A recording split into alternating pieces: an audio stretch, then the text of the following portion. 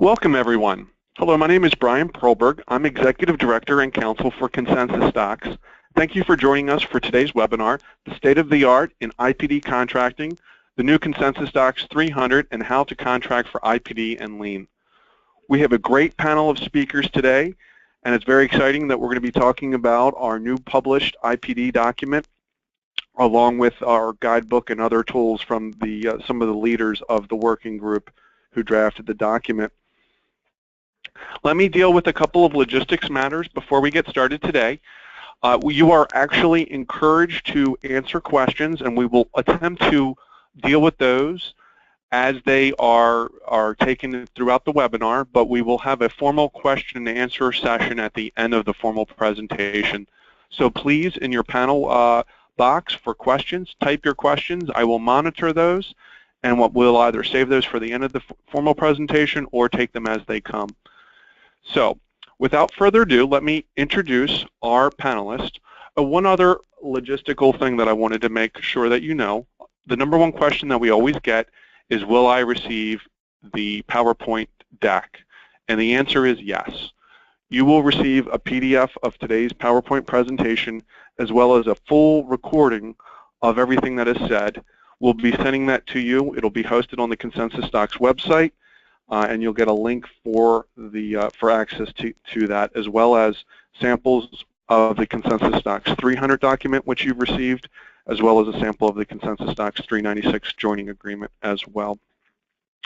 We also have the biographical information of our speakers today, as well as a helpful overview paper on IPD contracting. Now, let me introduce our great panel today. Let me start first with Joe Cleves. Joe was co-chair of the ConsensusDocs 300 panel, and it was actually his idea to have an intensive effort to revise the first ConsensusDocs 300 document. Joe is a partner at DBL Law in their Cincinnati office, where he is the firm's group leader in real estate and construction. Joe has extensive experience negotiating IPD contracts and implementing lien principles, and he's done so on multiple multi-million-dollar projects in the Cincinnati, Ohio area, as well as throughout the country.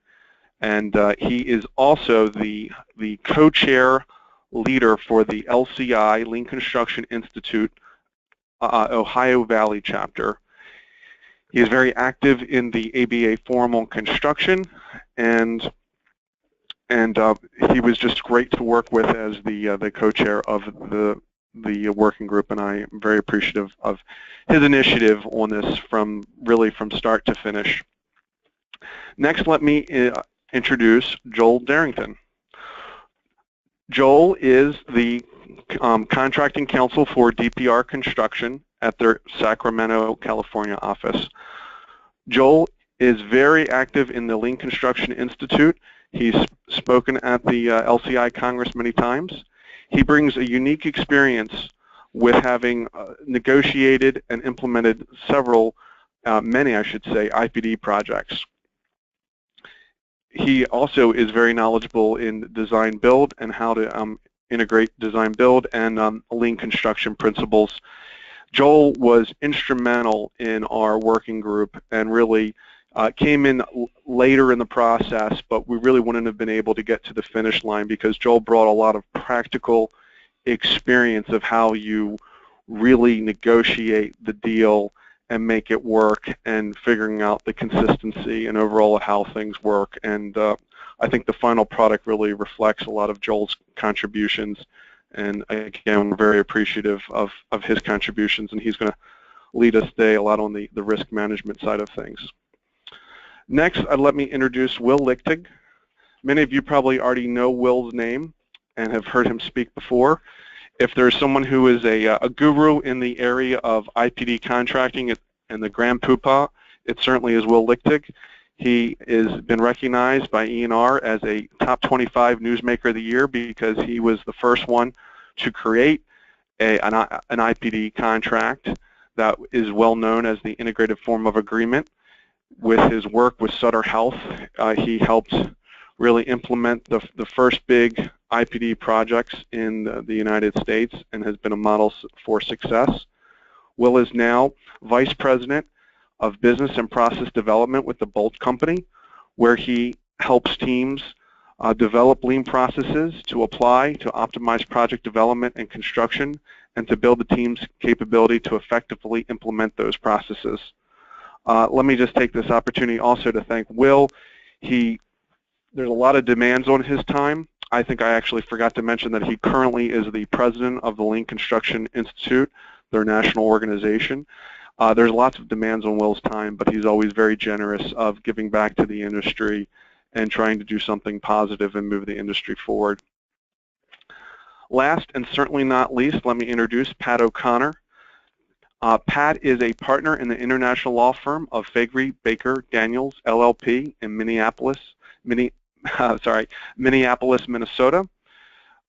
Pat is co-author of Bruner and O'Connor on Construction Law, a 10-volume construction law treatise that's probably the most, or not probably, is the most well-known and used construction law textbook in the United States, and is always cited to in cases and just in the construction law bar generally. Mr. O'Connor, or Pat, currently is co-chair of the BIM Forum's legal subforum. Pat is also, or served as outside counsel to the AIA Documents Committee during its effort to draft a single-purpose entity family of IPD documents and the multi-party family of documents. Pat is recognized as a member of the American College of Construction Lawyers. He is a past chair of the ABA Forum, I believe, and has been recognized over and over again as one of the best lawyers in the United States in the area of construction law. So, with that, let me turn it over to Will to provide an overview of our discussion today. Thanks, Brian. So I am, as most of you know, a recovering lawyer. I spent 20-plus years, 25 years more or less, being a construction lawyer. And some people say I'm a lawyer by training, but I'm an innovator by birth. And so what I hope to do is give you some background of the history of the development of the consensus doc, where it came from, what some of the underlying principles were that caused the original development of the integrated form of agreement, and then how that migrated into becoming the original Consensus Doc 300. So again, my background is I was a construction lawyer starting in 1984. I did all the garden variety things that construction lawyers do, the negotiation of contract, the handling of bid disputes and claims. But I can say that throughout the course of that effort, I became increasingly frustrated with the inability of lawyers to influence and cause positive outcomes to occur on construction projects. And what happened in the early 2000s is that frustration actually met up at a crossroads with opportunity. And I'll come back to that in a minute as I talk about the history of the development of the IFOA. But let me talk here about what sometimes is referred to as the 3 domains of project delivery. And so if you think of integrated lean project delivery, it really has to address 3 domains. And all delivery systems have these 3 domains. And the legs of this triangle really have to be equal, no matter whether you're talking about a situation where it's design, bid, build, CM, CM at risk, or integrated project delivery. So first, you have to deal with the organization. Second, you have to deal with the operating system. And third, you have to deal with the commercial terms. And so when we talk about the organization, we're really talking about how are team members selected? When are they brought on board, and through what methodology are they integrated into the team? How do they interact? How do they communicate? How are decisions made? What's the overall governance of the project structure? So that's what we mean when we talk about the overall organization of the project delivery process. The second leg of the triangle is the operating system. And what this really focuses on is how does the work get done? Who does it? When do they do it? how do we capture the product of their work, how do people communicate throughout the life of the project, and physically, once you're in the field, how do you organize and structure the work of the craft labor that will actually perform the work. And then the third leg of the triangle really is the commercial system. And the commercial system, in essence, really just focuses on the risk and reward that will be earned on the project, focusing on how do people get compensated. Are they paid a lump sum? Are they paid based on the cost of work incurred? And what are the financial incentives that exist for people to do things on the project or to not do things on the project? Now, when you think about these three domains, there were two major efforts in the 1980s to try to address at least part of these domains in the project delivery process. One was partnering, and partnering that came along in the 1980s really focused on the organizational side of things. It wanted to make people play nicer together in the sandbox. What we found out, though, is that when things went bad on projects, the idea of partnering sort of fell by the wayside because the commercial system, the contract, actually said that partnering had no impact on the actual legal responsibilities or the legal liabilities of the parties. The second effort in the 80s was really design-build. And design-build really focused on the commercial terms. It tried to align commercial interests in a way by creating a single point of responsibility, but it didn't really do anything to change the way that projects were organized, how they were assembled, and fundamentally how the work was performed. So what we have really is an effort in the movement towards IPD to really look at the old system, look at the typical characteristics of what that system entailed, and then compare that to the ILPD, or the Integrated Project Delivery System.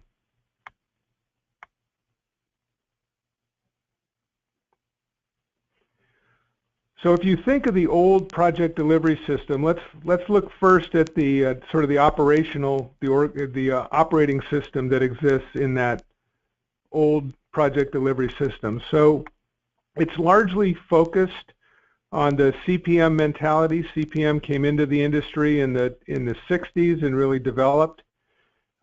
It also focused on the increased specialization that we experienced in the construction industry. If you think about the number of different trades that are involved in constructing a project, or the number of different design specialists that are now involved in designing a project, again, there's been increased specialization in that old system.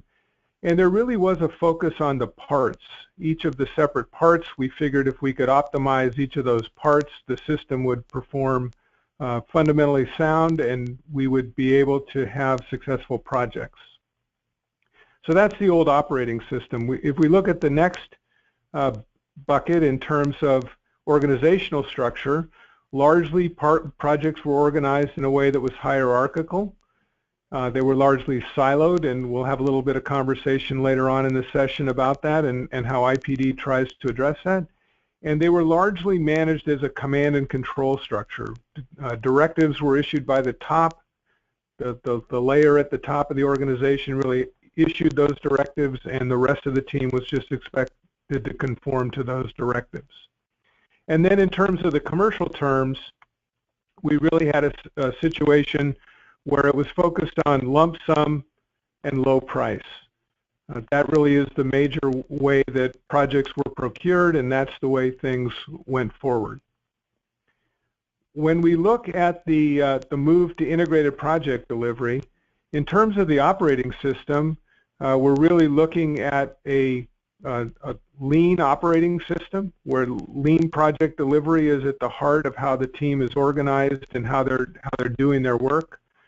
There's a real focus on sustainability, how the system itself is performing, not just the individual parts and pieces. And BIM really becomes the enabling technology to allow teams to collaborate in new ways.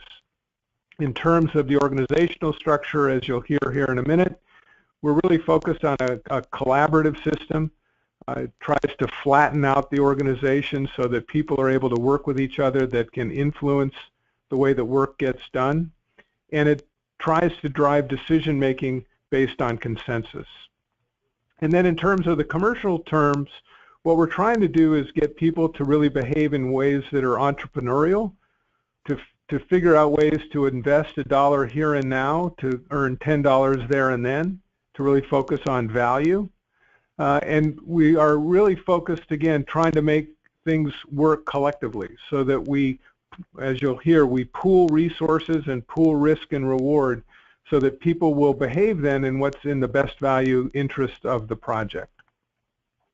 So that's just a little bit of an overview about sort of the theoretical underpinnings that led to the development as we began moving into this lean IPD world. And what I'd like to do now is just give you just a little bit of history on how that came to develop. So as was mentioned, the first area where we started to develop this approach to project delivery was in Northern California. Sutter Health made the decision, and this is where that frustration met opportunity. I had represented Sutter Health, and they were ready to embark on a very significant program of work, and they decided they wanted to do something different in order to try to make sure they had reliable outcomes on their projects. So we began and launched a lean project delivery initiative in 2003, and fairly quickly what we found was, and we were hearing this actually from the design and construction community at that time, that we wanted them to do things that were fundamentally different. So we wanted a different sort of organizational structure, and we wanted a different operating system. But what they were fairly quick to tell us was that the commercial terms, the contracts we were using, were inconsistent with what we were asking for. And so I went to work and I basically drafted what became the first version of an IPD agreement in the United States, the integrated form of agreement. And we began using that in California. And then the second place that really migrated was to projects in St. Louis, Missouri, of all places. And what happened was SSM, who was a healthcare owner in St. Louis, heard about what we were doing and asked whether they could use a form of the agreement on a project that they were doing in St. Louis. And I allowed them to do that, helped them and coached them through the crafting of that agreement. And Alberici was the general contractor on that project. And it turned out that Alberici at that time was also participating in the ConsensusDocs movement. And so the way, again, that the agreement migrated into the ConsensusDocs family was Alberici brought the agreement forth, and the collaborative form of agreement was integrated into the forms of agreement that ConsensusDocs was developing about 5 years ago. What happened then, again, is the agreement went into use. UHS, among others, began using the document, and what we quickly found was that as we learned from implementing these contracts and these ideas, we kept revising the form of agreement so that there are multiple IFOAs that went through different iterations in California. And what Joe finally decided was that the ConsensusDocs was out of step with the learnings that had occurred on projects where the contract had been used and the ideas had been released. So with that, what I'd like to do is to turn it over to Joe, who will talk a little bit about how the agreement continued to evolve and ultimately the revisions to the ConsensusDocs 300 that are now represented in the form that each of you has been provided. Joe? You know, before we do that handoff, I do have one question from Kyle in audience, and it asks about what is the status of Sutter Health's IPD construction program? Have they put a pause on IPD design and construction moving forward? So no, they haven't put a pause on it. It continues to proceed with integrated project delivery agreements in place on their major projects. Our company has 2 of those underway right now in San Francisco. The Van Essen-Geary project, which is valued at excess of $1 billion, and the St. Luke's project that is over $300 million. So no, there's no retreat by Sutter Health in the use of the integrated form of agreement. Thanks. Okay, so thank you, Will. And what we found when we started the process of revising the ConsensusDocs 300 was that it was a pretty deep and involved process that was just going to take a lot of work, and it ended up lasting 4.5 years, because while Will and the IFOA and subsequent iterations of the IFOA had gradually evolved, we were looking at taking a great leap forward to get caught up to best practices and where they are today. So I'd like to start with the overview of the process under the ConsensusDocs 300. The formation of the team commences with the owner's selection of the design professional and the constructor, often through an RFP process. The owner, design professional, and constructor then begins selection of the team members, that is, consultants and pre-con trades, who will participate in the design process. Other subcontractors are added to the team closer to construction and usually through bids. Validation, the second step, follows with an initial review of the owner's program. So what we're going to see here is that the team gets unparalleled insight into what the owner's thinking processes are, its business case, and its program, all of which are vital to delivering an integrated process and result. Validation of the project is determining that it can be completed for the owner's allowable cost, what it can afford to pay, and other business case criteria. So then in the pre-construction phase, the IPD team collaborates on the design of the project in a big room, where designers and trades sit side by side and work through design iterations while continually pricing each element. Thus, we get continual feedback on the cost of the various systems and instantaneous knowledge about where the project is headed in terms of pricing and design. It results in an elimination of a lot of waste by giving that instant feedback, and it's really the epitome of designing to a budget as opposed to the traditional process of designing and then budgeting. The construction phase unfolds with the use of lean tools, such as pool planning, to further eliminate waste.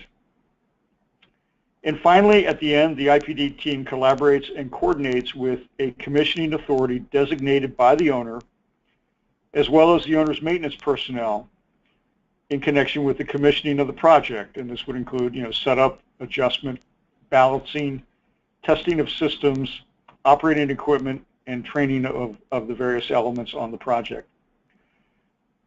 So in certain respects, this does not differ dramatically from a traditional process, but it does in that the foundational principles are openness, transparency, and collaboration. Next slide.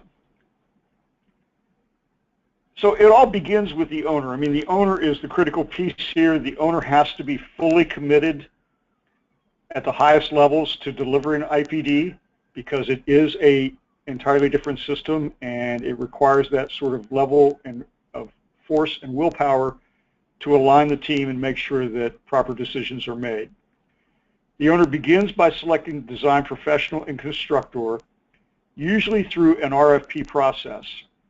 And in addition to the usual criteria of skill and experience, the owner should be looking for collaborative ability. As I learned when I visited the Cardinal Gunn job that Will mentioned in St. Louis, the folks out there said, look, some people just aren't wired to collaborate, and you don't want one of those Melvins on your IPD job. The owner, the design professional, and constructor initially comprise what is called the core group. The mandate of the core group is to manage and serve as the decision-making body for the project. So they guide the process. So instead of the hierarchical command and control process, we get a collaborative decision-making model that operates by consensus. The core group can add or remove additional members as the need arises, so the management team can expand. And at this point, it then selects the initial IPD team. And those would be the individuals or companies that are involved in the design work. The IPD team begins to work with the various IPD ingredients set forth or put forth by the owner. These elements are the foundations of the project and lead to the understanding and insights that the IPD team needs to develop to be effective. They are, first of all, the business program case, which sets forth the rationale for the project, and the owner's program, which describes the project, its objectives, physical characteristics, and also discloses the results of investigation, tests, surveys, and other information. The last foundational element is the allowable cost, and again, this is the maximum actual cost established by the owner to meet the project business case. With these elements in place, then the parties are free to execute the agreement, commence with an initial meeting, and begin a joint worksite investigation directed by the core group. So again, it is not controlled and commanded, but it is developed by consensus and collaboration. And one of the byproducts, and we'll dwell on this a little bit later, is that the depth of knowledge that the team obtains about the conditions are just much greater when you engage in this sort of process. Next comes the validation study.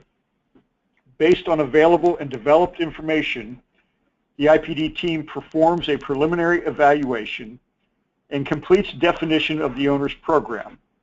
So it becomes interactive at this point. The owner develops a program and the team begins probing and looking and measuring and weighing and asking questions and filling out some of the blanks or some of the incomplete areas. Once defined, then the IPD team undertakes to validate whether the project can be built for the allowable cost. Out of this process, the IPD team provides the owner with the following: an expected cost, which is its best estimate of the final actual cost of the project based on current practices, a project budget with payable costs being the IPD equivalent of the cost of the work on traditional projects, a proposed risk pool, the risk pool being the collective pool of profits that are put at risk by select members of the IPD team, and Joel will speak about this at much greater length later. The IPD compensation and contingencies, noting that the different contingency elements are all contained in one jointly managed IPD team contingency. And then the proposed project schedule with major milestones. The owner can, if it accepts, provide notice to the team, and that results in a kickoff of the project. Alternatively, next page, you can have an expected cost that exceeds the allowable cost. The owner can increase the allowable cost to match what is expected. The core group can assist with adjustments to the program, and this is, in my experience, most commonly what happens. They evaluate the differential and look for further opportunities for elimination of waste to make a match between the expected cost and allowable cost. And I suppose rarely the owner can terminate the agreement. And not that we expect that would happen, except very rarely, but legally the owner needs that right. So then, next page. Moving into the pre-construction phase, at its start, the design professional and constructor, based on IPD team input, update the project schedule to show timing and sequence of the design and construction activities required to meet the time criteria of the owner's program. Early in this phase, the core group creates what's called a responsibility matrix. And this matrix assigns important and necessary tasks to the most qualified IPD team member. So again, we're ignoring silos. We are breaking silos, I should say, and operating on a flat plane so that the most qualified people are doing the most important things for the project. So tasks are assigned based on who really the best person is or the best team is to accomplish it in recognition that those team members will be paid their associated cost, and as I think Joel will point out later, it really doesn't affect their individual profitability.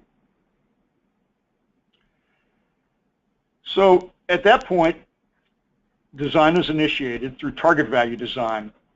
Target value design is based on the understanding that value, cost, schedule, and constructability are basic components of design criteria.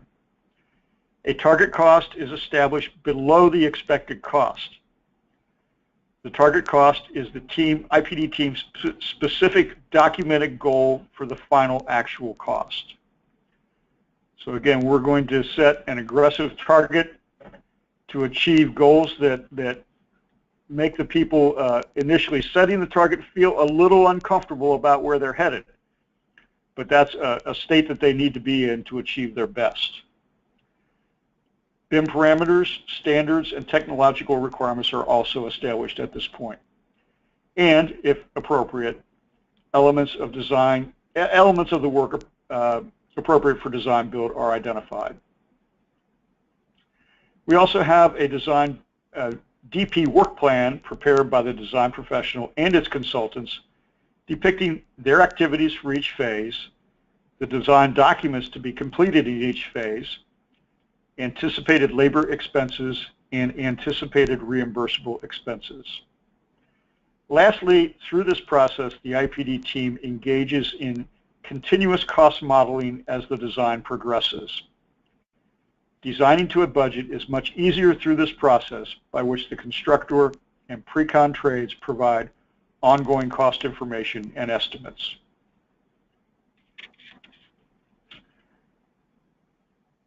So next we get to the target value design, or TVD, process. At this juncture in the pre-construction phase, the parties develop a strategy for its implementation, and we call this the target value design plan. This is the mechanism by which key participants develop the processes to establish the optimal design. First, the players establish initial target costs for major components and systems and identify ways of adding value. At this time, the parties create a cross-disciplinary team which monitors the cost throughout and across the project. This target value design team meets regularly to monitor the overall progression of the design. It works through the depicted TVD clusters, which are cross-functional teams of designated representatives of the IPD team. So all those, from both the consultant side and the construction side dealing with the building envelope would comprise one TVD cluster. Similarly, for MEP work, structure, site improvements, and other aspects of the project. And again, these clusters are tied in to the overall cross-disciplinary team that is run by the core group to manage the entire process. After the target value design plan is established, the key participants finalize the target cost and the scope of work that must be achieved within that cost. It's important to keep in mind that among the target value design goals are to maximize all IPD team members' understanding of the design requirements, including design intent and technical requirements, prior to field construction. And secondly, to virtually eliminate RFIs after construction commences. When I spoke with the folks at the job in St. Louis, again, that Will referenced, they quoted a pretty hefty price tag per individual RFI of in excess of $500. And on their project, a $50 million project, they could normally expect hundreds of RFIs. And so this is another aspect of the IPD process that is designed to eliminate waste by targeting RFIs. And we do that by providing the necessary information to people up front so they have the deeper understanding and do not need to initiate RFIs. Next slide. So the iconic symbol of an IPD team is a set of concentric circles. This image best depicts the collaborative as opposed to hierarchical processes by which an IPD team operates. The core group is naturally at the center. Next come the risk pool members due to their primary role in TVD and other critical processes. Now again, Joel will have much more about the risk pool and risk pool members later on, but fundamentally they include both the design consultants and subcontractors who are, or pre-con trades who are involved in the design process. Not every subcontractor participates at this level, however. Those are selected whose work affects the schedule and performance of others. In integrated project delivery, priority work is work that releases work to others. Prime examples include the mechanical, electrical, and plumbing contractors. These are the players who benefit from and benefit the project by tighter integration and collaboration. Now, in addition, some teams will include historically difficult subcontractors on the keep your friends close and your enemies closer theory. And for some reason, the masons usually fall into this category. But the idea is to maximize the value to the project by tight integration of these players and in their performances. Based on how value is generated for the owner, each project will select different subcontractors to become risk pool members. In a typical project, the risk pool members are responsible for between 50 and 70% of the payable costs. Risk pool members and other subcontractors still sign subcontracts with the architect or the CMGC, or the constructor, excuse me. They also sign a joining agreement with their contracting party. This joining agreement requires the individual consultant or subcontractor to fully participate in the IPD team functions as described in the IPD agreement and agree to be bound by its terms. So we go beyond just including the risk pool members in signing joining agreements, but anybody working on the project, anybody who has a contract for design, consulting, or construction, sometimes even suppliers on the project, will sign a joining agreement and thus be bound, be committed to the enterprise, if you will. So, next slide. Other operational elements that are important to the ILPD process. IPD team members are required to make and secure reliable commitments in the planning and execution of the project. A reliable commitment is one in which the performer is competent and able to perform the task, has estimated the time required and allocated sufficient resources for the task, has no current basis for believing that the commitment cannot be fulfilled, and will be accountable if the commitment cannot be fulfilled, and advise the IPD team when it believes this to be the case. So this goes beyond the, hey, just can you do this for me tomorrow, and having somebody say yes, but it's a deeper conversation devoted to expressing the specific requirements and getting a very detailed commitment of performance from the performer. The IPD team will also employ pool planning in both design and construction. In pool planning, preceding activities are not started sooner than is needed to assure continuous performance of subsequent activities. Again, this process is critical to the elimination of waste in performance. The design professional and constructor develop a list of potential consultants, pre-con trades, subcontractors who must possess the qualifications, experience, and financial resources to perform their respective portions of the work, harkening back to the assemblage of the team. The core group has the right to approve those on this list and the terms and conditions of their respective agreements.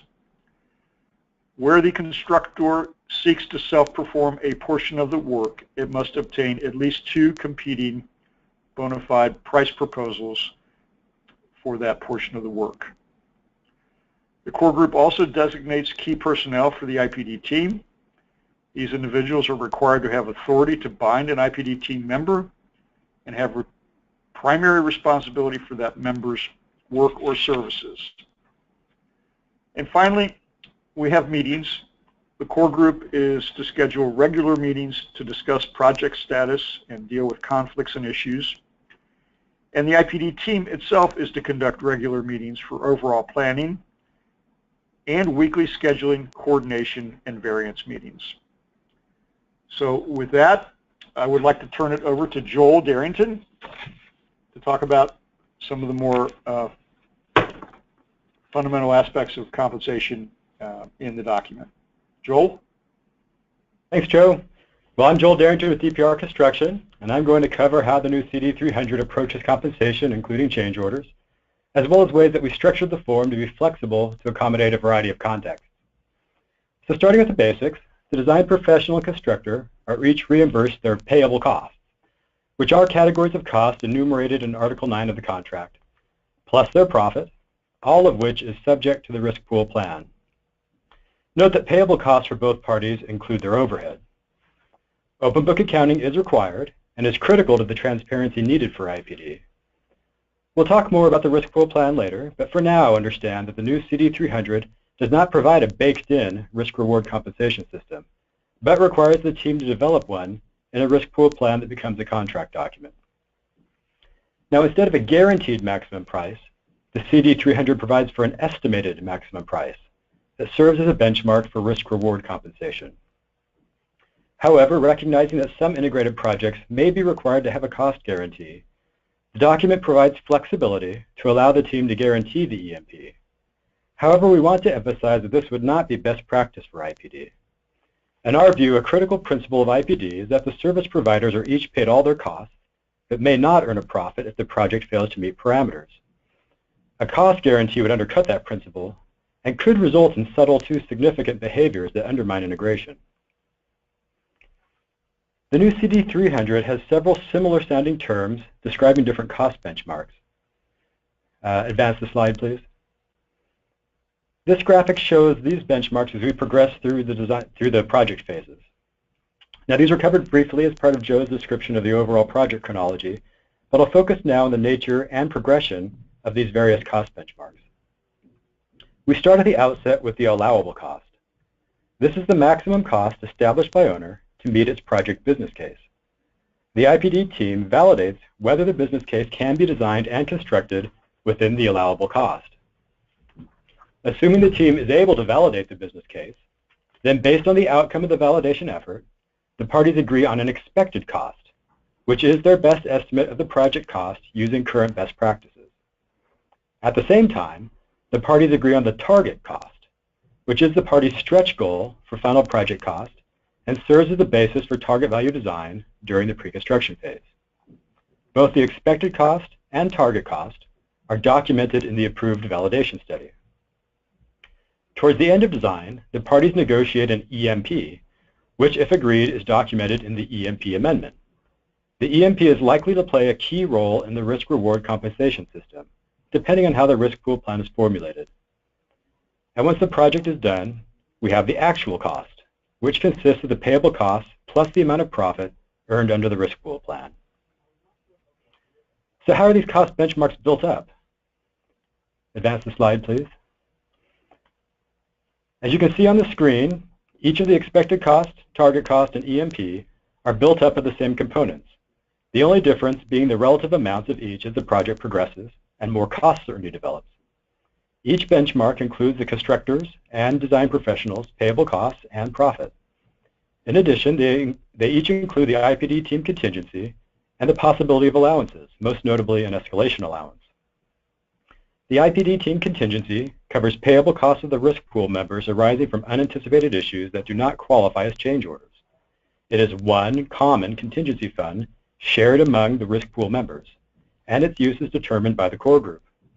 Individual risk pool members should not carry their own separate contingencies. Regarding escalation, the CD300 provides for an escalation allowance based on the party's reasonable assumptions around escalation. Any variances from those assumptions will, when everything is bought out, adjust the cost benchmarks. Also note that the CD300 requires the parties to use an escalation management plan to mitigate the risk of escalation. Next slide, please. One of the unique features of the new CD300 is an explicit clause providing an order for funding EMP cost overruns. It made sense to the drafters that if funding was available from insurers or third parties for a cost issue, that those sources should first be utilized to cover overruns. After that, the IPD team contingency should be used to cover EMP overruns before profit is tapped. Once the risk pool and past profit distributions have been exhausted, any remaining cost overruns would be covered by owner, except in those rare cases where the risk pool members have guaranteed the EMP. Next slide.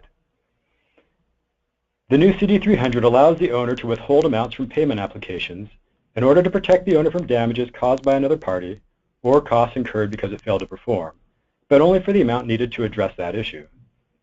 The contract also allows a party to suspend work should owner be more than 7 days late in paying undisputed amounts. Once the team has worked through all the steps necessary to close out the project and resolve the final accounting of their payable costs, then the core group will approve the final payment applications and issue a certificate of final completion. Once that certificate is issued, the owner has 20 days to make final payment. Now we're going to move into the basics of change orders under the CD300, starting with excusable delays. When a constructor or design professional has a delay beyond its control, it may provide notice and get an extension of time and an adjustment to the cost benchmarks. Note that the IPD team is required to make reasonable efforts to mitigate the impacts of such delays. Also, the CD300 has no provision for liquidated damages, although some form of LDs could be addressed in the risk pool plan. Delayed damages, however, would be subject to the overall limitation of liability, which Pat will be discussing later.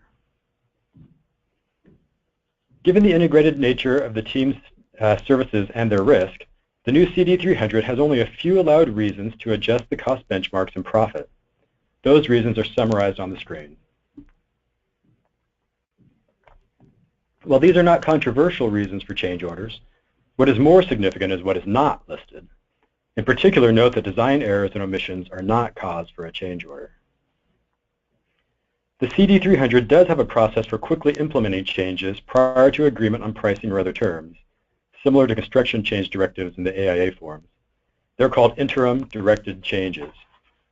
Basically, this allows the owner to get the IPD started on a change in the work while they negotiate the adjustments to the cost benchmarks or contract time. If they don't agree, then the adjustment is based on the incurred costs plus the profit on change orders that's allowed under the risk pool plan. At this point, I'm going to describe some of the key ways that we drafted the new CD300 to be flexible to accommodate a variety of project and team contexts. The most prominent of these is the risk pool plan. The risk pool plan is developed and negotiated during the validation phase and becomes a contract document through inclusion in the approved validation study. The participants who put their profit at risk and participate in the incentive compensation system are called risk pool members. At a minimum, they include the constructor and design professional, but typically would also include certain of the major trades and major design consultants. As the name implies, they pool their profit together for use to cover cost overruns. This is a key way the risk sharing works. Then on the upside, the risk pool will be augmented with funds from the owner as detailed in the risk pool plan, typically through a share of the project's cost savings and perhaps other financial incentives. The CD300 does not specify many details about how the risk pool plan operates, but rather gives some broad parameters and considerations for the parties to work through in developing a project-specific risk pool plan. However, please note that ConsensusDocs has just included 2 risk pool plan templates in the updated guidebook, with a third one coming soon. These templates are not prescriptive in any way, but are meant to help teams who would benefit from risk pool plans carefully prepared by experienced IPD practitioners. We hope that they will help lower barriers to adopting IPD by new teams and also expedite the contracting process. I'll go over the 2 newly released templates a little later.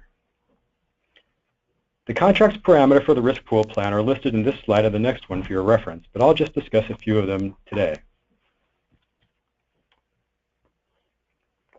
First, note that the profit is set as a fixed dollar amount and later adjusted for change orders. By fixing the profit, rather than only addressing it as a markup on cost, the team is incentivized to work smarter rather than work more, since additional work on base scope does not increase profit, while performing work more efficiently will then increase the net profitability of that work. Also, the risk pool plan needs to address what, if any, retainage will be held on various IPD team members. Typically, risk pool members do not have retainage, since the owner usually holds back some portion of profit until final completion. Non-risk pool trade contractors usually would have some amount of retainage. You see up here also the topic of post-completion warranty repairs. This is a tricky issue that IPD projects have addressed in a variety of ways. In our experience, most projects have taken a fairly traditional approach of requiring the constructor and its subcontractors to fully bear the cost of post-completion warranty repairs. Therefore, the base text of the CD 300 provides for this. However, a significant minority of projects have recognized the inconsistency of that approach with the fundamental idea that a risk pool member is reimbursed all of its project costs, but only earns profit if the project is successful. Among this minority of projects, some have provided for a warranty reserve to be carried in the EMP and used to reimburse warranty repair costs during the year after final completion. After substantial completion. This raises capital accounting issues that have been problematic for some owners, as it requires the owner to defer closing its books on the project until all defective work that's been identified by that first anniversary of substantial completion is completed and paid. Other projects have provided for a lump sum warranty management line item that is paid as part of final payment in order to bring some measure of greater transparency to those costs, rather than having the contractors cover the risk through buffering other line items of construction cost. This approach allows the owner to close its books after final payment. Now I'm going to give you a high-level summary of the two risk pool plan templates in the new guidebook. To repeat, the CD 300 does not require that you use either of these templates, but we expect that many teams will probably start with one of them. Template number 1 is a fairly basic plan. It provides for the fixed profit of each risk pool member to be agreed in the plan and placed at risk in the risk pool. Each risk pool member then receives a risk-reward percentage that represents its share of the risk pool, calculated on the basis of how much profit it contributed to the whole. As an incentive to align the team around bringing in the project for an actual cost below the EMP, a negotiated percentage of any EMP savings is added to the risk pool after final completion. As is typical for IPD projects, the owner does not hold retention on risk pool members, but a pretty standard retention provision will apply to non-risk pool subcontractors. To keep this template fairly basic, no profit is paid to risk pool members until after final completion, when we can measure actual cost against the EMP to determine the final risk pool value. Next slide, please. You may recall that earlier I discussed some different approaches to the cost. Back one slide. There we go. So earlier I discussed different ways to address post-completion warranty work. In template number 1, we provided for one of the alternative approaches, which can easily be struck from the template or replaced with a different approach. Template number 1 overrides the base text of the CD 300 and provides for the constructor and applicable subcontractors to each include a stipulated sum for its post-completion warranty services as a line item in the cost benchmarks. These lump sum amounts are part of payable costs, but are not billed nor paid until project completion. If there are cost overruns on the EMP, both templates number 1 and number 2 establish that those overruns are charged to the risk pool at large and not to any individual risk pool member's share of the risk pool. Neither template provides for automatic adjustments of profit based on change orders. Change orders, however, will adjust profit when determined by the core group based on the equities of the situation, and the profit adjustment would not exceed the maximum change order percentage markup stated in the risk pool plan. When one or more risk pool members' profit is adjusted by change order, then everyone's risk-reward percentages will automatically be recalculated to reflect everyone's current ratios of profit to the total risk pool. Both templates address escalation in the same way. Escalation is often a tricky issue in IPD contracts. We start by understanding that profit is based on the assumed level of escalation estimated at the time the expected cost is set. This is reflected in an escalation allowance that aggregates the assumed escalation of all the risk pool members. During the project, increased payable costs due to escalation initially are funded from the escalation allowance. If the team underestimated the overall amount of escalation, then once the allowance is exhausted, a change order must be issued to increase the cost benchmarks by the overage. Backing up a bit, once a risk pool member exceeds its estimated amount for escalation that was used to calculate the overall allowance, then that member gets a profit adjustment on that incremental cost increase. This profit adjustment is initially funded from the escalation allowance, and then by change order if the overall allowance is exhausted. However, there will be no profit increase for escalation costs in situations where the core group determines that the IPD team failed to protect against foreseeable escalation. De-escalation is also addressed. Basically, the flip side of the escalation adjustments occur, with the risk pool member's cost savings due to de-escalation adjusting its profit downward. Any member's savings and estimated escalation costs are released to the escalation allowance for use by other members. However, the core group is given authority to limit the downward adjustment of profit to prevent inequity. Both templates also address the effect of termination on the risk pool the same way. In a termination for convenience that occurs before the EMP amendment, the terminated risk pool member gets a prorated amount of its profit based on its percentage completion of work at termination. However, if the member is terminated after the EMP is set, the terminated member instead is paid its risk-reward percentage of the risk pool, using a value reasonably estimated by the core group at termination. Next slide, please. There we go. Regarding termination for cause, both templates provide that no profit is paid to the terminated risk pool member until after final completion. However, at the time of termination, you take the value of the risk pool as reasonably estimated by the core group, then calculate the terminated member's risk-reward percentage of the estimated risk pool to come up with the amount of its profit. This amount, however, is capped at the amount of the terminated member's profit established in the risk pool plan. You then prorate the resulting value to the date of termination based on the percentage completion of work. Basically, the defaulted member may have its profit reduced because of an estimated EMP overrun, to which it very likely was a major contributor. However, it will not get the benefit of any estimated EMP savings because of its failure to cure any acts of default under the terms of the agreement. All right, turning our attention to template number 2. This is a more robust plan containing several advanced features meant to promote the commercial integration of the parties and greater excellence in team performance. As with template number 1, this template provides for the fixed profit of each risk pool member to be agreed in the plan and placed at risk in the risk pool. Again, each risk pool member receives a risk-reward percentage that represents its share of the risk pool, calculated on the basis of how much profit it contributed to the whole. A key feature of template number 2 involves the use of regular evaluations of team performance measured against a set of agreed key performance indicators, or KPI. These regular evaluations are a structured process to facilitate continuous improvement, and then they'll result in a KPI score for that evaluation period between 0 and 5. The template also provides for KPI scores to adjust compensation, thus giving greater impetus for continuous improvement by tying money to performance on a broader set of project success factors than just cost.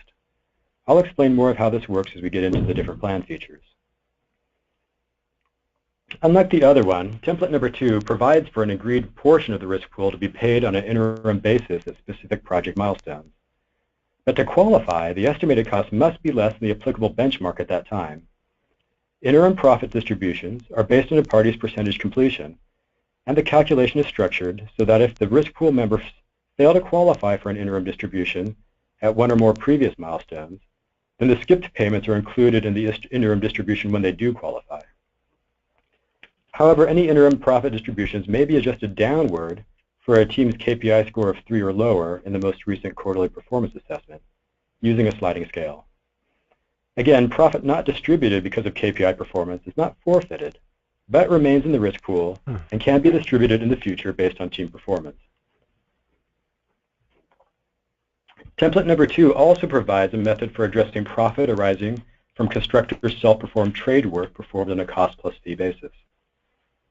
This method essentially treats the self-performed work as if performed by a risk pool subcontractor, in that constructor receives an additional trade-level overhead markup as part of its payable costs, an additional trade-level profit markup that is included in constructor's profit and which is made a part of the risk pool.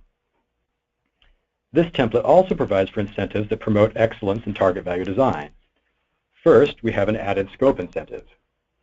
The basic idea is that owner, with input from the IPD team, generates a wish list of additional scope items that it would consider adding to the project if the IPD team can save sufficient money through target value design. The amount of estimated savings on the expected cost needs to be enough to cover the estimated cost of the wish list item plus an agreed percentage to fund an incentive contribution to the risk pool. We also have a design savings incentive that's meant to address any overall savings realized by the time the team is ready to set the EMP. If the estimated actual cost at the time of the EMP is less than the expected cost, then a share of that savings is added to the risk pool on a sliding scale based on the size of the savings. Now, this amount is not available to be paid as interim distributions from the risk pool, though, since it only becomes real if the team is actually able to deliver the project within the EMP. Finally, there's an incentive for the team to go on through construction and deliver the project for less than the EMP. If there are EMP savings, then first you calculate a base amount for the team's share of the savings using a sliding scale tied to the amount. This base amount of shared savings is then adjusted up or down based on the IPD team's overall KPI score for the entire project.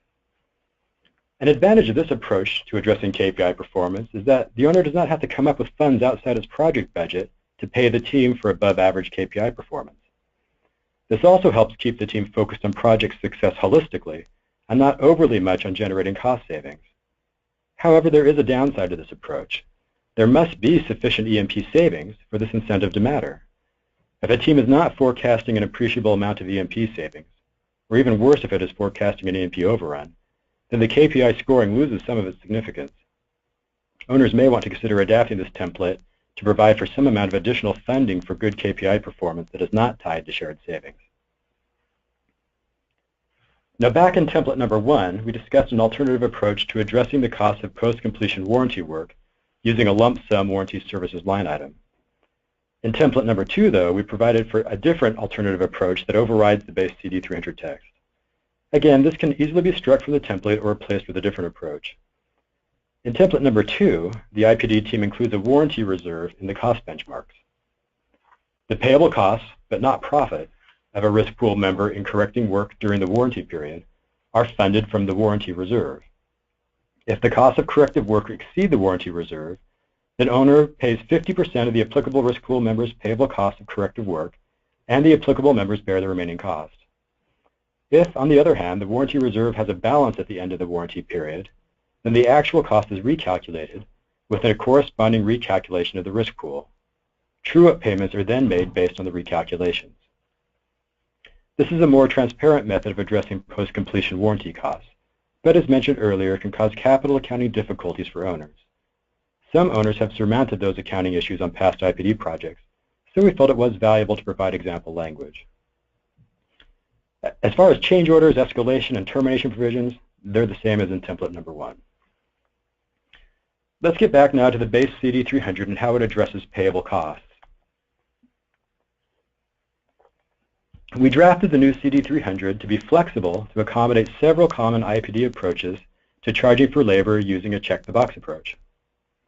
Of course, we have an option with standard language for labor costs to be determined based on actual wages. We also have provided options for charging labor costs based on fixed billing rates, either inclusive or exclusive of home office overhead. In our experience, it is quite common for IPD projects to use fixed billing rates, often audited in advance by the owner. In a similar way, we have provided for a few different check-the-box alternatives for charging a company overhead as part of the party's payable costs. It can be charged as a straight markup on direct costs, as is typical for contractors, or it can be an agreed lump sum paid on a percentage completion basis. Another alternative is to include the overhead within the fixed billing rates, which is more typical for design professionals. As for insurance costs, we have two options: pay actual cost of insurance or pay based on fixed insurance rates. We've seen both approaches in IPD projects. Also, because some large companies may have very high deductibles or self-insured retentions on their practice policies, we've put a fill-in-the-blank limit on the amount of deductible or SIR that can be charged as a payable cost. Now, speaking of insurance, the new CD300 has some very general default provisions, but leaves the specific up to the owner and team to document in Exhibit C. And Pat's going to talk more about that. Just as an aside, though, the insurance market is in the early stages of developing insurance products specific for IPD, most notably project-wide professional liability policies. While a few of these have started being used on projects, there is still a long way before the insurance market has caught up with this relatively new delivery approach. With regard to performance assurances, the new CD300 provides for the possibility of subcontractor default insurance, bonds, or neither. In our experience, subcontractor default insurance is becoming increasingly common on IPD projects. In several ways, it makes more sense than surety bonding, which on the flip side is quite rare in IPD. There are some tricky details involved with using subcontractor default insurance in IPD projects, and the new CD300 will be the only industry form that addresses them. The CD300 also provides flexibility around how the team addresses issues with building information modeling through use of a separate BIM addendum that can either be the standard ConsensusDocs form or a team-generated one. The BIM addendum, when finalized, becomes one of the contract documents. Team members would need to add the same addendum to the applicable subcontracts or consulting agreements. Thanks for your attention. To recap quickly, I've discussed how the new CD300 approaches compensation, including change orders, as well as how we structured the form to be flexible to accommodate a variety of project and team contexts, such as a team-developed risk pool plan, options for insurance and bonding, and the use of a separate BIM addendum. Now I'm going to turn things over to Pat O'Connor to discuss the new CD300's major risk allocation features. Thanks, Joel. This is Pat O'Connor.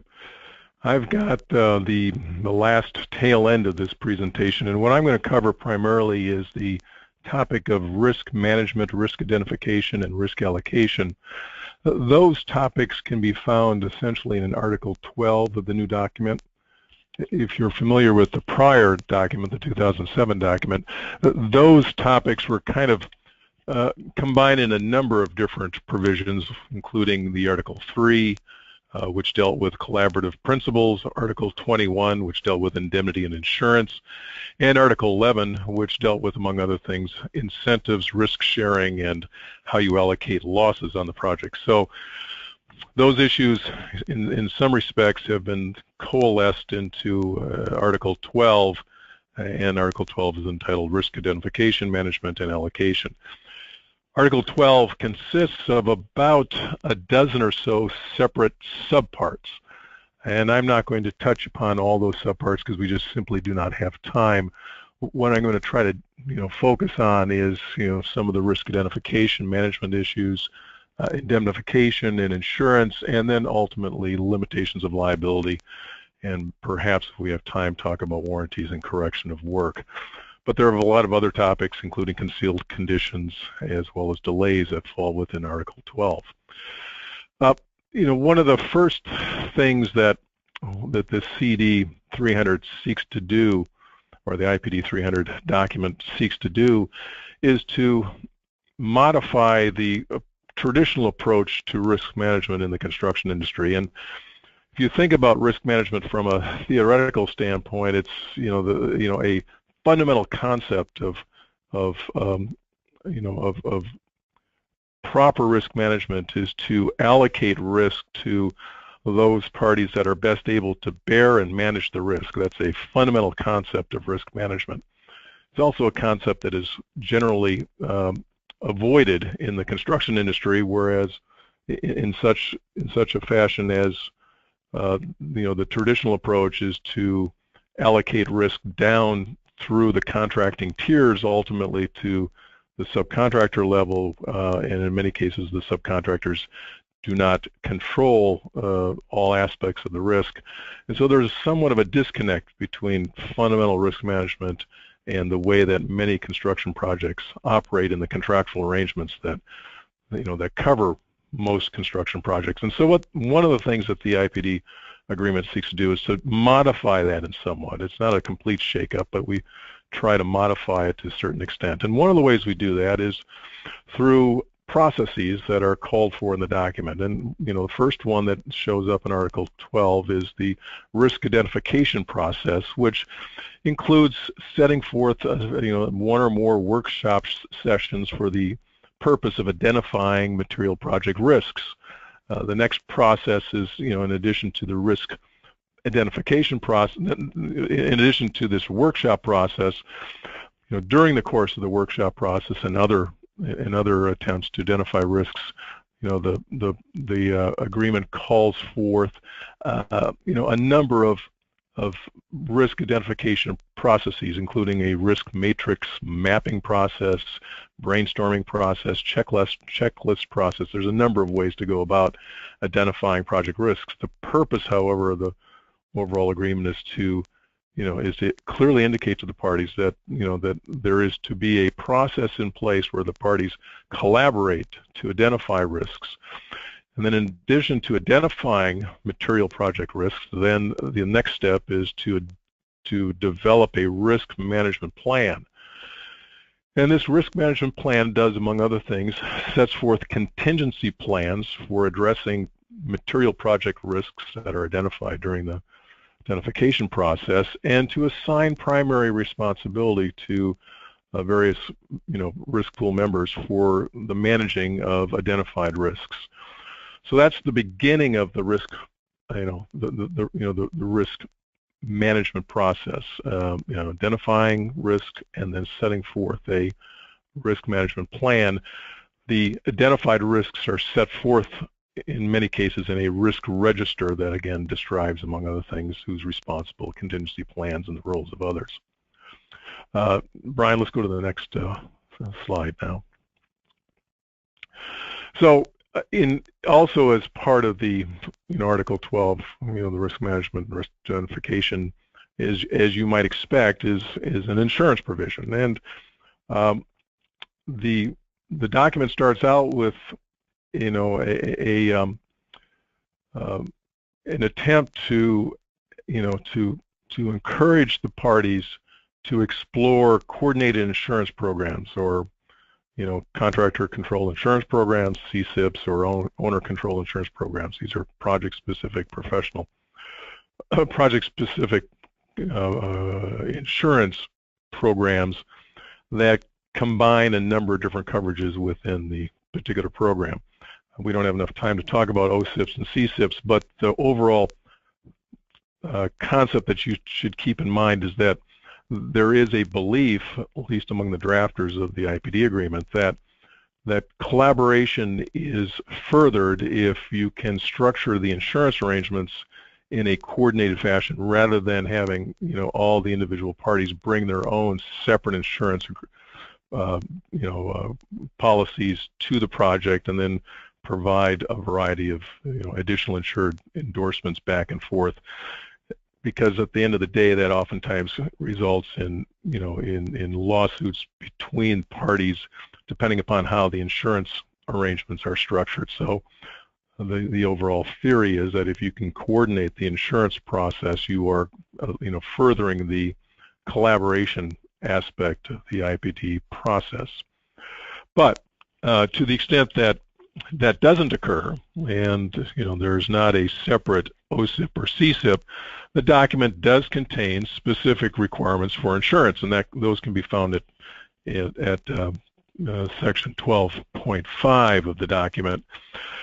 And they include, the standard insurance, requirements that many of you are familiar with in traditional construction projects. So I won't spend an awful lot of time going through those, except to note that there's general liability, workers' comp, automobile, professional liability to the extent required. The normal process that you find with regard to insurance. The team, the project team, determines the limits of coverage, and that's set forth in the either in a coordinated program or required of the various parties in their own practice policies. Brian, let's go to the next PowerPoint. So now let's talk about indemnity. There's a fair number of indemnities throughout the document. Again, most of them are centered in Article 12. The principal indemnities occur at paragraph 12.4, and they follow to some extent the indemnification process that that you found in the prior in the prior IPD agreement. In other words, there are cross indemnities, and each of the primary parties, the constructor, the design professional, and the owner, indemnify each other for for losses incurred to the extent of their own negligence or their own fault. So it's a it's a structured cross indemnification process. The design professionals and the constructors' indemnity are subject to a limitation of liability, which indeed most of their exposure is subject to a limitation of liability, and we'll talk about that in just a few minutes, and we'll talk about the exceptions to that. But the indemnity obligations are subject to a limitation of liability. There is no express defense obligation set forth in the indemnification agreements, but keep in mind that some jurisdictions, for example, California, perhaps the most noted of those, reads into an indemnification obligation a defense obligation as well. But there is no express defense obligation set forth in the indemnification provisions. The indemnity provisions also call for a reimbursement for defense costs that an indemnitor incurs in excess of its degree of fault. So, for example, if you're found to be 50% at fault, but you spent 100% of the defense costs, you incurred 100% of the defense costs, you'd be entitled to reimbursement for 50% of your defense costs. And then with respect to the design, it's not really the design indemnity per se, but there is a provision that basically states that the designer's liability, or design liability rather, follows the responsible charge, which is typical, except in those cases where a design professional is required to overstamp the work of a design build trade. In that event, then the liability for design rests with the design build trade that was doing the design work in the first instance, at least contractually. Whether or not that would be the case in all instances is subject to some debate. In addition to the core indemnification, there is also an IP indemnity that is similar, in the sense that it's a cross indemnification. Whoever violates, copyright or patent infringement, such that liability is incurred by others, owes those others an indemnification obligation. There is also a hazardous materials indemnity as well. So there's a variety of indemnification obligations set forth in Article 12. And then finally, there is a provision that encourages parties to develop joint defense efforts, because again, to jointly defend is much more efficient. It's one of the reasons why you look for collaborative insurance arrangements, because the defense efforts can be quite costly otherwise. Brian, I think we're on to the next one. So let's talk a little bit about the limits of liability and the exceptions to the limits of liability, because this is a core feature of the IPD document. Those of you that are familiar with the 2007 document will recall that at paragraph 3.8, within which the collaborative risk allocation process set forth in the 2007 document, you had to make a choice, for purposes of limitation of liability or risk allocation. You either chose what was known as the safe harbor approach, which basically provided that parties released one another for decisions made by the management group to the extent there was loss occasioned by those decisions. And then if you didn't choose that route, then the route that you chose was the traditional risk allocation route, and then there was subparagraphs there, one for a limitation of liability for the designer and the other for limitation of liability on behalf of the constructor. The current document does away with that safe harbor approach, eliminates the safe harbor approach, and we're really now dealing with a limitation of liability approach. The limitation of liability provision is set forth in paragraph, let me just see here, 12.6 of the new document. And it basically holds that the liability of risk pool members shall not exceed in the aggregate the sum of, and I'll just read them because it's probably easier for me to read them than try to describe them, and we'll talk a little bit about what they mean. First, that risk pool members' share of the sums distributed or available for distribution from the risk pool. In other words, the profit, risk pool profit. And two, the savings paid or due the risk pool member under the risk pool plan. So the liability of risk pool members for errors, negligence, whatever, other than those accepted exceptions, which we'll talk about, is limited, again, to their profit earned as part of the risk pool, as being a member of the risk pool, and any savings paid or due them under the risk pool plan. The document does not contain a traditional waiver of claims, as you'll find in other IPD agreements. Rather, it allocates risk and does risk management through a limitation of liability process.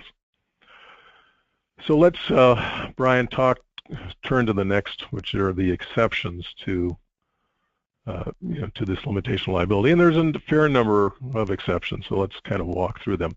First is a very standard exception, and actually you found it in the case of the safe harbor decisions as well, which is that there is no limitation of liability for fraudulent or willful misconduct. There is for negligence, there is for breach, but there's not for fraud or willful misconduct, because frankly we don't want to encourage fraud or willful misconduct. There's not an exception for losses that are otherwise covered by insurance, because again, the owner is purchasing insurance, and if it's purchasing insurance from others, then it should be entitled to recover from that insurance to the extent that insurance provides for the loss or covers the loss. There's an exception for liability for subs and suppliers or consultants who are not within the risk pool. In other words, if the fault lies at the foot of someone who is not a covered risk pool member, then there is no limitation of liability for that individual. Nor is there a limitation for government fines or penalties. It's a somewhat similar concept as fraud or willful misconduct, although many government fines can be, strictly, you can be strictly liable for government fines. Obviously, the owner doesn't have a limitation of liability when it fails to pay what is due under the contract. That's a fundamental obligation under the agreement, is to pay for services rendered. And then finally, and this is one that should be kept in mind, there is not a limitation of liability for the obligation of risk pool members to correct work under, let me just take a look here, I think it's under Articles 12.7, which deals with warranties and correction of work. And there's a 1-year correction of work period. And within that 1 year, if there's an obligation to correct work, then the failure to do so is not shielded by limitation of liability. Beyond that 1 year period, to the extent that you're now dealing with warranties, the warranty obligations, there is a limitation of liability that applies to warranty obligations, but not for correction of work obligations within that 1 year period. So that covers, in general sense, the risk management. Again, as I pointed out early on, there's a number of other topics that are covered. For example, there's hazardous materials, there's differing site conditions, there's delays, there's a variety of other topics that are covered.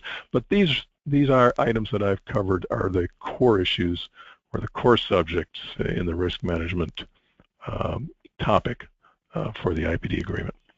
So Brian, I think unless you do another slide and I've got something else to talk about, that's not mine. I'm going to turn it over to Joe, because Joe, I think that's yours.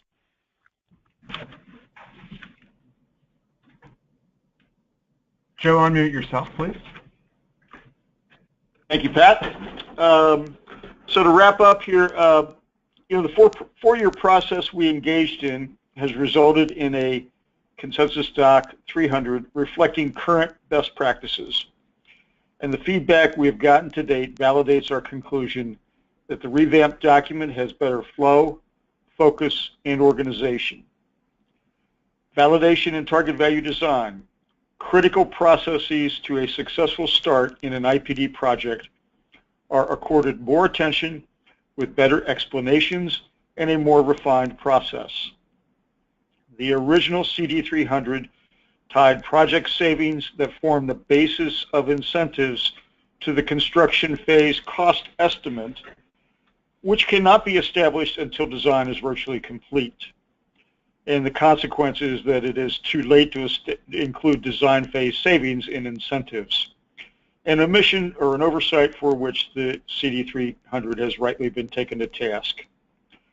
The newly minted revised draft corrects the oversight, allowing the risk pool team to define the incentives program. The risk pool provisions in the revised version are much more flexible, more clearly thought out, and better articulated than the original. And we have come up with a set of industry standard templates that Joel went through in some detail that we think will provide substantive guidance to practitioners as they undertake what could be a daunting task in drafting a risk pool plan out of thin air, if you will. Lastly, the revamped CD300 takes a refreshing approach to risk. Risk identification and management is an important focus, as is development of a coordinated insurance program. That is the end of the presentation here, so I'll turn it back over to Brian for coordinating of questions and discussion. Thank you very much, Joe, and thank you for all of our speakers for a terrific presentation. Very much appreciate it. I think that's a pretty exhaustive review and goes into some good detail not only of the document but the risk pool plans that I think are really helpful and new useful tools for the industry to use. And so why don't I take this opportunity to go over some of the questions that we've received throughout the presentation. Before I do that, I'll remind you that you can put in your question, type it into the question box, and then I will receive that and then ask the speakers the question. So let's start with an overview question. Here's a question of, does the IPD method actually save the owner money? Do you have any metrics and case studies to back that up? Maybe Will, if Will it might be if he has something top of mind, might be able to take that one. So let me just say that the anecdotal evidence, meaning if you look at case studies across the country that have been produced, suggests yes, it offers the opportunity to save money, to save time, to produce projects that are safer and that owners are more satisfied with. I can also say that there currently is a study underway by the University of Minnesota that is being jointly funded by the Lean Construction Institute that is doing an academic study, if you will, the one that will be capable of withstanding academic scrutiny to identify and to validate whether or not those anecdotal statements are borne out by a broader look at the cases, the jobs that have been completed.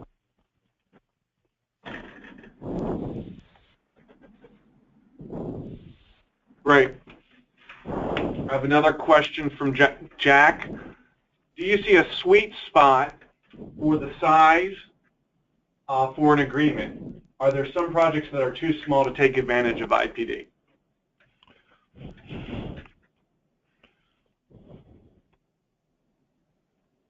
Remember being bashful. This is Will again. So the challenge is not so much is it suitable for IPD, but what are the costs of negotiating a contract with a new team? And so what we find is happening in the market is that owners that are repeat consumers of construction and design services are negotiating agreements with teams who can then roll each of these individual small projects into an established form of agreement, a basic understanding of those terms and conditions. We've seen projects as small as $1 million performed effectively with a full IPD approach, and projects even smaller than that, again, if you have an existing IPD team where they can engage in the basic behaviors and use the operating system to produce better results the way that the team has discussed here on projects that are even smaller than $1 million. This is Joel. I'll tag along and say that I've had experience with owners who wanted to invest in a new way of doing business, and so they might view the first project out of the gate as more of an investment to put all that upfront time into developing the capacity to negotiate that agreement with the team on the assumption that they've got a program of smaller projects that they can do with these repeat teams, and so then they recoup that cost over the course of a program rather than just the first project. Here's a question from Steve. When selecting through an RFP, the contractors and designers, what is used to define the project and scope, including the delivery method? And I think you might have to maybe rephrase the question if potentially using an RFQ.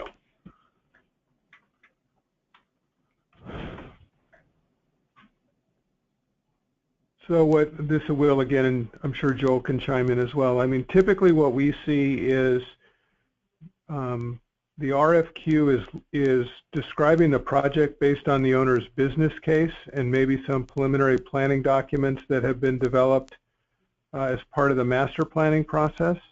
That's usually what we see in terms of sometimes there's a program or a preliminary program that's been developed.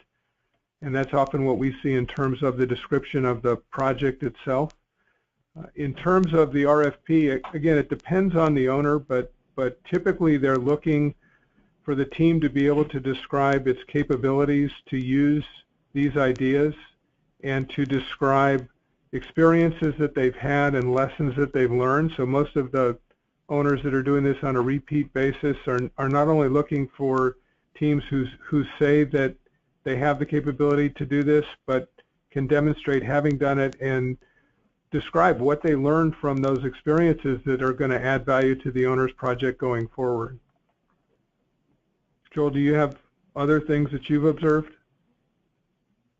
Well, I think that is certainly a common approach. We have seen things where there's been perhaps some more design done. For example, if a large institution has done some type of master planning, they may have some level of schematic design done that they may be providing and want us to give some thoughts about how to approach that, both in terms of organizing the work and perhaps some rough order of magnitude costing.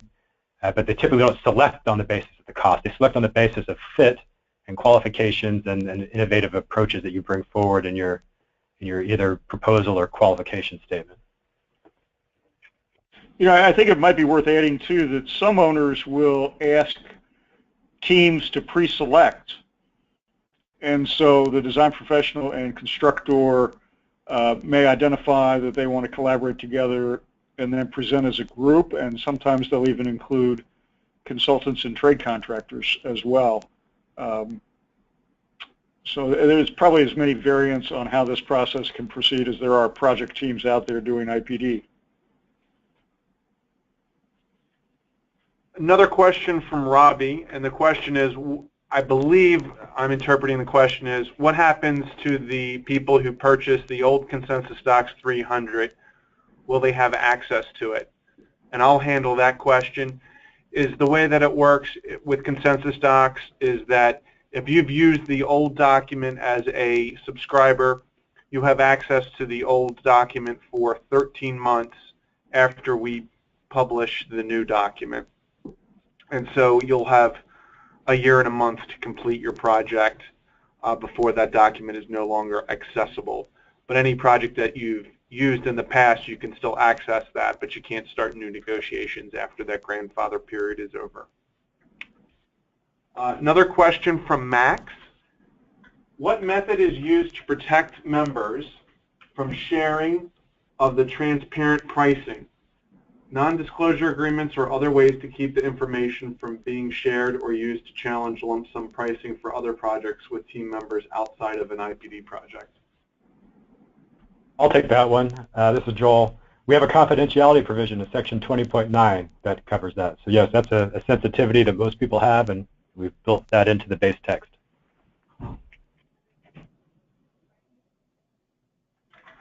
Last question that I'll pose is the use of an EMP or the estimated maximum price.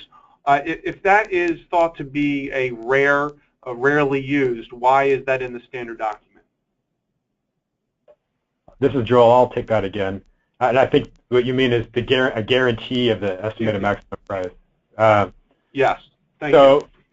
So we provided for flexibility to allow for a guarantee to happen, but we don't.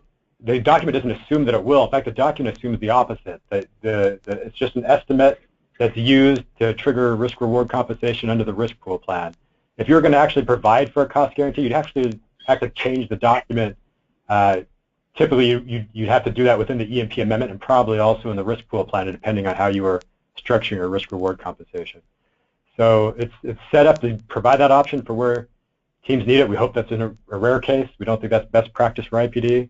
But the documents don't assume that. It's just an option that you'd have to actually specially provide for in your EMP amendment and risk pool plan. And I think too, this is Joe. We added that really for completeness sake. I mean, we have the EMP language in there, and it almost begs the question: well, what if an owner requires a guarantee? And so the document has enough complexity to it that we thought we would bake in a solution so that individual practitioners didn't have to go casting about to figure out a method. I mean, on occasion, lenders will require something like that. You may not always know that up front when you sign the document. So teams sometimes have gotten well down the road of target value design. They're getting ready to get ready for construction. The owner is now pursuing a permanent financing solution, and then lo and behold, the way they thought it was going to work doesn't work. They go to another source, and now you have to have a cost guarantee. Right, right. Well, very good. So I will like to wind up our presentation today. Again, thank you everyone for attending today's webinar. You will receive a link with a complete recording of the PowerPoint and the audio presentation from today's session. I want to thank our wonderful speakers for a great presentation that's very informative. And again, please take the time to provide feedback for today's webinar. We always like to use the feedback we get from today's your evaluation. We're always looking for continuous improvement.